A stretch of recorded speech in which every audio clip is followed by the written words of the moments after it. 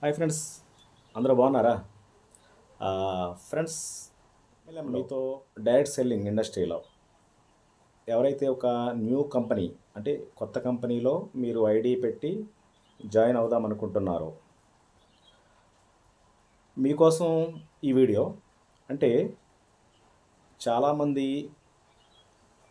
అరకొర జ్ఞానంతో లేకపోతే అట్లా తెలిసిన మోటివేషన్తో బిజినెస్లో జాయిన్ అయ్యి తర్వాత రకరకాల ఇబ్బందులు పడతా ఉంటారు, రిస్క్లు ఫేస్ చేస్తూ ఉంటారు.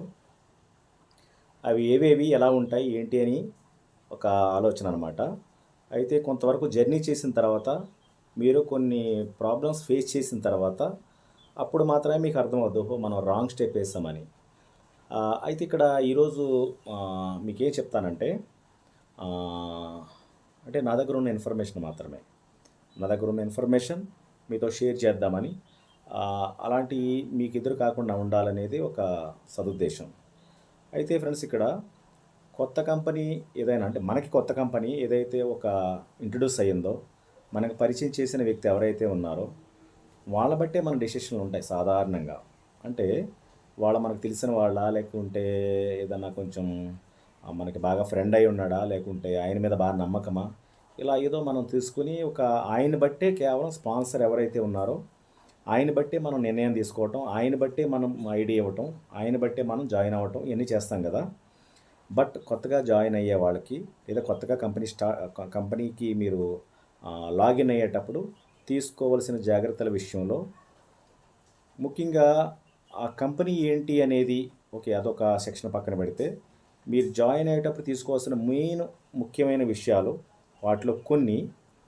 ముఖ్యంగా మీ స్పాన్సర్ ఎలాంటి వాడు అనేది ఓకే, కొంతవరకు మరి మీరు ఆలోచించడం కరెక్టే.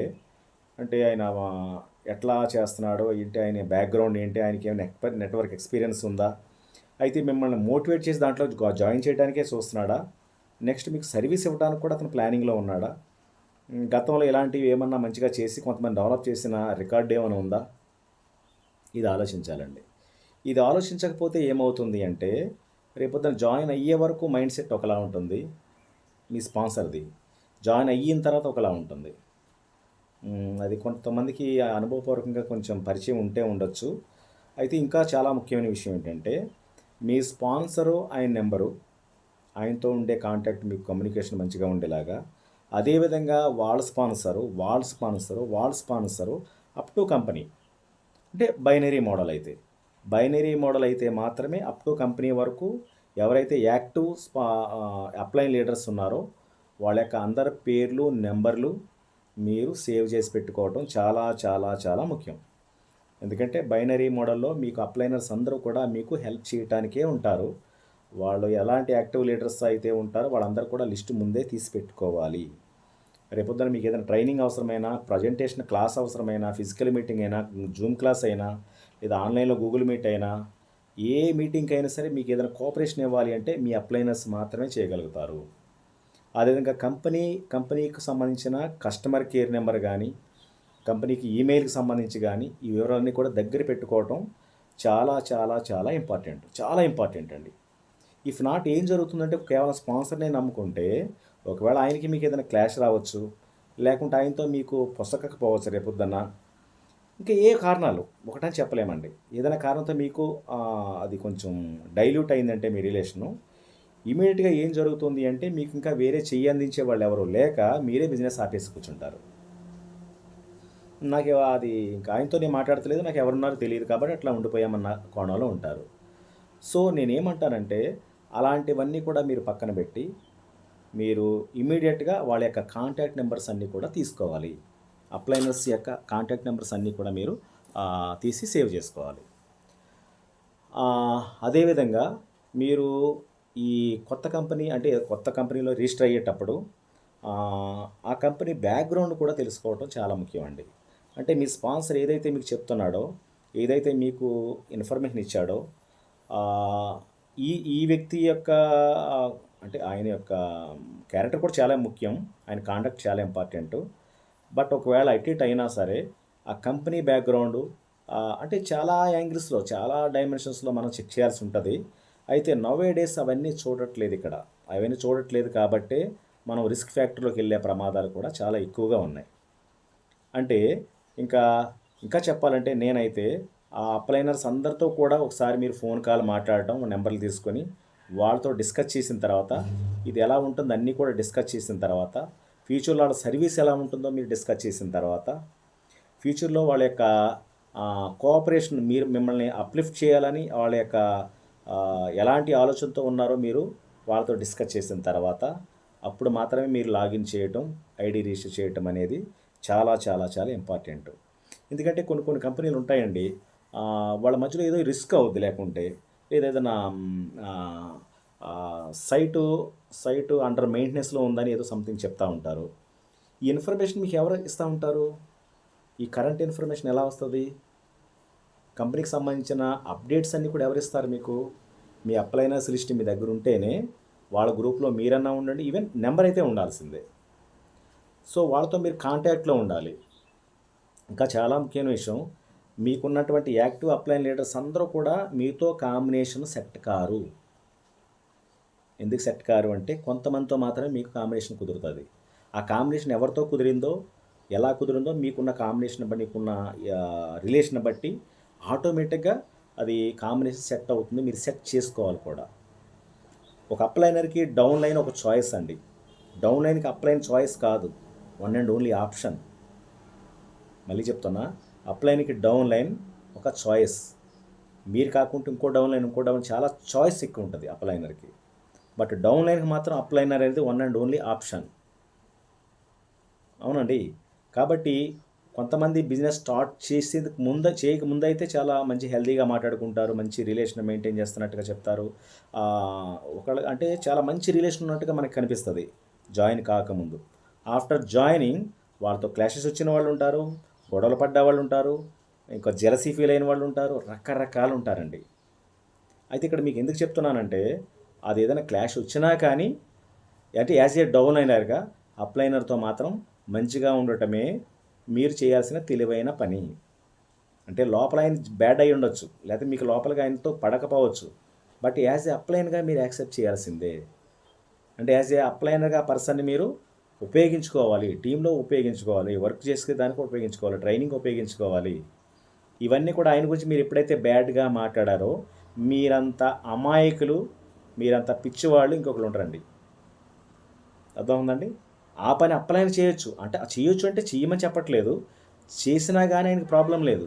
అంటే అదే చెప్తున్నా కదా, ఒక డౌన్ లైన్ అనే వ్యక్తి అప్లైనర్కి ఒక చాయిస్ కాబట్టి మిమ్మల్ని నెగ్లెక్ట్ చేసినా కానీ మనం కలుపుకుంటూ పోవాలి. అది అప్లైనర్ అయితే వేరే వేరే చాయిస్, వేరే వేరే ఆప్షన్స్ తోటి హెల్తీగా మంచిగా రన్ అవుతాడు, మంచిగా సీలింగ్లు కొట్టవచ్చు, ఇంకోటి చేయొచ్చు. అదే లెవెల్ ప్రోగ్రామ్ అనుకోండి, మీకు అంతమంది అక్కర్లేదు. మీకు ఎన్ని లెవెల్స్ ఉన్నాయో అంతమంది అప్లైనర్స్ వరకే మీకు పరిమితం. వాళ్ళ నెంబర్లో వాళ్ళ యొక్క డీటెయిల్స్ అన్నీ కూడా మీ దగ్గర పెట్టుకొని వాళ్ళతో మీరు కన్వీనియంట్గా ఉన్నా సరిపోతుంది. సో ఫ్రెండ్స్, మీకు ఈ పాయింట్ మీరు క్యాచ్ చేశారనుకుంటున్నాను. అంటే నేను చెప్పాలనుకున్న పాయింట్ మీకు రీచ్ అయ్యింది అనుకుంటున్నా. ఎట్టి పరిస్థితిలో కొత్తగా ఒక కంపెనీలో మీరు రిజిస్టర్ అయ్యేటప్పుడు మీ అప్లయన్స్ యొక్క లిస్ట్ అంతా కూడా కాంటాక్ట్ నెంబర్తో మీరు దగ్గర పెట్టుకోండి, వాళ్ళతో మాట్లాడండి. మీ స్పాన్సర్తో కూడా మీరు కన్వీనియంట్గా చూసుకుని ఇవన్నీ చేయండి. At the same time company background ఏంటి, అసలు ఇది ఎట్లా రన్ అవుతుంది, ఎంతకాలం నుంచి రన్ అవుతుంది, వీళ్ళు హెల్తీగా ఇవ్వగలుగుతున్నారా లేదా, ఇన్కమ్ విషయంలో ఏమైనా ప్రాబ్లం ఉందా, గతంలో ఏమైనా కంపెనీలు పెట్టి ఎత్తేసిన చరిత్ర ఏమైనా ఉందా, ఇవన్నీ చూసుకోవాలండి. ఇవన్నీ చూసుకోకపోతే అది ప్రాబ్లం. ఓకే, అది ఫీల్డ్లోకి స్టార్టింగే వచ్చారంటే ఓకే, కొంతవరకు అది పాయింట్ పక్కన పెట్టవచ్చు. అసలు వాళ్ళు ఎంతవరకు ఏం చేశారు, నెట్వర్క్ అనుభవం ఉందా లేదా, ఇది ఇంపార్టెంట్. నెట్వర్క్ అనుభవం లేకోకుండానే దాంట్లో చాలామంది ఓనర్స్ ఉన్నారు ఇవాళ, చాలామంది కంపెనీలు పెట్టి రెడీగా ఉన్నారు. కాబట్టి నెట్వర్క్ అనుభవం ఉన్న వాళ్ళతో ఒకలా ఉంటుందండి, అనుభవం లేని వాళ్ళకి ఒకలా ఉంటుంది. ఆ ప్లాన్ ఎలా ఉంది, ఆ కంపెనీలో మీరు చూజ్ చేసుకున్న ప్లాన్ ఎలా ఉంది, company okay, sponsor okay, company okay, plan ఎలా ఉంది, రీపర్చేజ్ కండిషన్ ఏంటి, మీరు రీపర్చేజ్ చేస్తేనే మీకు ఇన్కమ్ రిలీజ్ చేస్తాడా, చేస్తే ఎంత చేయాలి, మీకు అర్థమవుతుందండి. అంటే ప్రోడక్ట్ బేస్లో ఇంకా వేరే వేరే ఏమన్నా కానీ వాటిలో కూడా ఏంటి, మనకేమన్నా అది యొక్క లైబిలిటీ ఏమన్నా క్రియేట్ అవుతుంది ఇక్కడ. లైబిలిటీ అంటే మనం ఏమైనా కొంచెం డబ్బులు కట్టేసి అక్కడ మనం నష్టపోయే అవకాశాలు ఏమైనా ఉన్నాయా. ఓకే, ఇవన్నీ ఎప్పుడైతే ఇవన్నీ కూడా మీరు ఆలోచించగలిగారో ఇవన్నీ చూసి మీరు డెసిషన్ తీసుకొని దాన్ని బట్టి మీరు రీసెర్చ్ చేసుకోగలిగారో మీరు మ్యాక్సిమం మీరు ఫ్యూచర్లో బాధపడరండి. ఎవరు బాధపడతారు, ఎవరు నష్టపోతారు, ఎవరు ఈ ఫీల్డ్ అంటే అసహించుకునే పరిస్థితి వస్తుంది అంటే ఇవేమీ ఆలోచించకుండా పర్లేదండి ఆయన మా బావగారే కదా తెలిసిన ఆయనే, నో ప్రాబ్లం, మేము జాయిన్ అయిపోతాం. అబ్బాయి మా బాబాయేనండి మాకు తెలుసు బాగా, చాలు. అసలు ఆయన మామూలుగా కాదండి, ఆయన అసలు నిర్ణయం తీసుకున్నాడంటే మామూలుగా తీసుకోడు ఆయన. ఇది కామన్ డైలాగ్ ఇది. ఆయన నిర్ణయం తీసుకున్నాడంటే అల్టిమేట్ అనమాట. ఇక ఆయన తీసుకున్నాడంటే ఆయన జాయిన్ అయ్యాడంటే ఇంకేం చూడక్కర్లే మనం. ఆయన పెద్ద అంతే, మొత్తం ఇండస్ట్రీకి ఒక డిక్షనరీ లాగా ఆలోచిస్తారు కొంతమంది. ఏం ఉండదు అక్కడ, ఏమో తేడా కొట్టిందంటే ఆయన కనపడ్డం మీరు కనపడరు ఫీల్డ్లో. సో నేనేమంటానంటే ఈ జాగ్రత్తలు తీసుకోక చాలామంది నష్టపోతున్నారు. అక్కడ ఫ్రెండ్ అనో, బాబాయ్ అనో, తమ్ముడనో, మామయ్యనో, అయితే ఇంకా మీకైనా చిన్నోడు తమ్ముడు, ఇంకొకటి ఏదో సంథింగ్ అక్క సిస్టర్ అనో, మీరేదో ఆ మొహమాటంతో మాత్రం బిజినెస్లో ఇన్వాల్వ్ కాకండి. ఆ మొహమాటం ఉంది కాబట్టి మీరు వాళ్ళు చెప్పేదంతా వినండి. మీకు ఆ మొహమాటం ఉంది కాబట్టి జాగ్రత్తగా వినండి. వీలైతే క్వశ్చనరీ వేయండి. ఇది ఒకటి చాలా అమాయకమైన పని అండి. చాలామంది క్వశ్చన్స్ వేయరు. క్వశ్చన్ అయితే ఈయన ఏమనుకుంటాడో, ఈ మేడం నా గురించి చెప్తుంది కదా ఏమనుకుంటుందో, ఈవిడేమైనా ఫీల్ అవుతుందేమో క్వశ్చన్ వేస్తే అని మీకు మీరు అలాగా సరెండర్ చేసేసుకొని అది ఇచ్చేసుకోవటం అనేది రేపొద్దున్న మీకే నష్టం. కాబట్టి ఇక్కడ నేను చెప్పేది ఏంటంటే మీరు ఇట్టే పరిస్థితిలో కూడా మీ యొక్క ఫ్రెండ్కి కానీ మీ యొక్క రిలేటివ్కి కానీ మొహమాట పడి వినండి. బట్ మీరు డెసిషన్ తీసుకునేటప్పుడు ఆయనకున్న బ్యాక్గ్రౌండ్, ఆయనకున్నటువంటి అప్లయన్స్ అందరూ కూడా లిస్ట్ పెట్టుకోండి, వాళ్ళతో మాట్లాడండి. ఇంకా వీలైతే కస్టమర్ కేర్తో కూడా మాట్లాడండి కంపెనీకి సంబంధించింది. సో ఇట్లా మీరు ఇన్ని డైమెన్షన్స్ ఎప్పుడైతే జాగ్రత్తలు తీసుకున్నారో మీరు పెట్టేది 500 అవ్వచ్చు, 1000 అవ్వచ్చు, 10,000 అవ్వచ్చు, లేకుంటే ప్రోడక్ట్ బేస్డ్ అవ్వచ్చు, ఇంకోటి ఏదో క్రిప్టో బేస్డ్ అవ్వచ్చు, లేకుంటే డిజిటల్ ఏదైనా సరే మీరు ఈ జాగ్రత్తలు తీసుకుంటే రేపొద్దున నష్టపోయే అవకాశం కానీ బాధపడే అవకాశం కానీ ఉండదు అనేది ఒక ప్రాక్టికల్ ఎగ్జాంపుల్ మీకు ఒకటి చెప్తున్నాను అనమాట. ఇదొకటి మెయిన్ పాయింట్. అదేవిధంగా ఈ కంపెనీకి సంబంధించి కూడా how to select a good network marketing అనేది ఒకటి యాక్చువల్గా అది ఒక క్వశ్చన్ అనమాట. అయితే దీని దగ్గర కూడా చాలామంది అస్సలు ఆలోచించరు. మనం ఎంత పెట్టాం, ఎంత ఇస్తున్నాడు డైలీ, లేదా 2 రోజులకు ఒకసారి ఎంత ఇస్తున్నాడు, ఇలా ఆలోచించే వాళ్ళు చాలామంది ఉన్నారు. సో ఆ ట్రాప్లో మాత్రం పడద్దు. అది కాదు సెలెక్షన్ చేసుకునే ప్రొసీజర్, అది కాదు. కంపెనీని ఎలా సెలెక్ట్ చేసుకోవాలో ఇంకో వీడియోలో మనం మాట్లాడదాం 100%. ఇక్కడ కేవలం అప్లైన్ లీడర్స్ని ఎలా చూస్ చేసుకుని మనం డిసిషన్ తీసుకోవాలనేది మాత్రమే ఇక్కడ మనం మాట్లాడుతున్నాం. అందరికీ కూడా ఇదే చెప్తున్నాను, అప్లైన్ లీడర్స్ చాలా చాలా చాలా ఇంపార్టెంటు. మీరు ఎదగాలంటే అప్లైన్ లీడర్స్ లేకుండా మీరు ఎదగలేరు. లీడర్స్ లేకుండా మీరు ఎదగలేరు. లీడర్స్ డ్రివెన్ ప్రోగ్రామ్ ఇదంతా. నెట్వర్క్ మార్కెటింగ్ అంటేనే లీడర్స్ డ్రైవ్ చేసే ప్రోగ్రామ్. లీడర్స్ ఏదైతే డ్రైవ్ చేస్తున్నారో అదే అవుతుంది, అదే ఆ విధంగానే సక్సెస్ అవుతారు. ఆ డ్రైవ్ చేసే ఛానల్లో మీరుండాలి అంటే మీ యొక్క లీడర్సు, మీ యొక్క అప్లైన్ లీడర్సు కరెక్ట్గా ఉండాలి. కరెక్ట్గా ఉండాలి అంటే ఉన్న వాళ్ళని కరెక్ట్గా మీరు చూస్ చేసుకోవాలి. చూస్ చేసుకోవటం అంటే మీరు సెలెక్ట్ చేసుకోలేరు. నాకు ఈ అప్లైనర్ కావాలి, ఈ అప్లైనర్ కావాలని మీరు చూస్ చేసుకోలేరు. ఉన్న అప్లైన్ లీడర్స్ని కరెక్ట్గా మీరు లిస్ట్ అవుట్ చేసుకొని మీ స్పాన్సర్ ద్వారా నెంబర్ని తీసుకొని, కొంతమంది ఫీల్ అయిపోతూ ఉంటారు, నేను ఉన్నాను కదా మీరు వాళ్ళ నెంబర్లు మీకెందుకు, మీరు చాలే నేను అట్లా మాట్లాడదు. No not at all. వాళ్ళందరూ కూడా మీకు సర్వీస్ చేయాల్సినాడు. ఈయనుంటే ఈయన కోట ఈయన ఇస్తాడులే మీకు.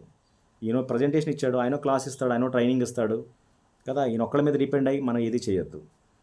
అదే లెవెల్ అయితే చెప్పాను కదా, లిమిట్ ఉంటుంది. బైనరీ అయితే అన్లిమిటెడ్గా కంపెనీ వరకు చూసుకోవచ్చు. సో ఈ మోడల్లో ఈవెన్ యూని లెవెల్ అయినా సరే అన్లిమిటెడ్గా మీరు యాక్టివ్ అప్లైన్ లిస్ట్ అంతా పెట్టుకోవచ్చు. నిర్మమాటంగా వాళ్ళతో మాట్లాడండి, క్లియర్గా ఉండండి.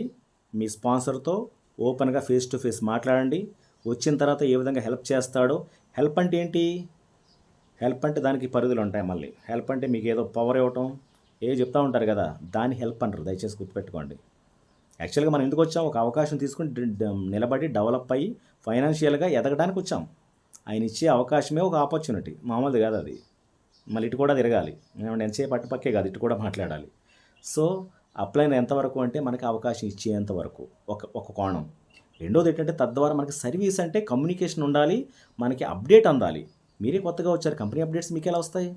అన్ని కంపెనీకి సంబంధించిన గ్రూపులు కానీ లీడర్స్ యొక్క గ్రూపులు కానీ ఏళ్ళు ఉంటారు, మీరు ఉండరు. ఆ అప్డేట్లన్నీ తెలుసుకోవటం కోసం, వాళ్ళ సర్వీస్ అందుకోవటం కోసం, వాళ్ళ యొక్క కోఆపరేషన్ మీరు తీసుకోవటం కోసం మాత్రమే మీ యొక్క అప్లైనర్స్ మీకు రిక్వైర్మెంట్ ఉంటుంది. ఇఫ్ నాట్, అది లేదు అంటే మీరు ఏది చేయలేరు. బిజినెస్ డెవలప్ చేయలేరు, ఎవరితోటి కమ్యూనికేట్ చేయలేరు, ఏదైనా డౌట్ అడిగిందంటే క్లారిటీ ఇవ్వలేరు. ఏదైనా డౌట్ మీకొచ్చిన డౌట్ ఏమైనా ఉంటే ఎవరితో రెక్టిఫై చేసుకోవాలో మీకు క్లారిటీ రాదు, తెలియదు. మీ స్పాన్సర్ ఒక స్విచ్ ఆఫ్ చేస్తే మీకు అది అయోమయం. లేకుంటే ఇంకోటి ఏదో ఇష్యూ వచ్చింది, మీరు మాట్లాడాలంటే ఎవరితో మాట్లాడాలో తెలియదు, కస్టమర్ కేర్ అసలు తెలియదు, కంపెనీ ఎక్కడో ఉందండి నాకు తెలియదు అనొచ్చు. ఇలాంటి సమస్యలను ఉత్పన్నం కాకుండా ఉండాలి అంటే, ఒకవేళ ఉత్పన్నమైన దానికి సొల్యూషన్ మీ దగ్గర దొరకాలి అంటే, మీరు అన్క్యాపబుల్ అయితే క్యాపబుల్ అయినటువంటి లీడర్స్ మీకు అందుబాటులో ఉండాలి. అలా ఉండాలి అంటే వాళ్ళ లిస్టు మీ దగ్గర ఉండి తీరాల్సిందే.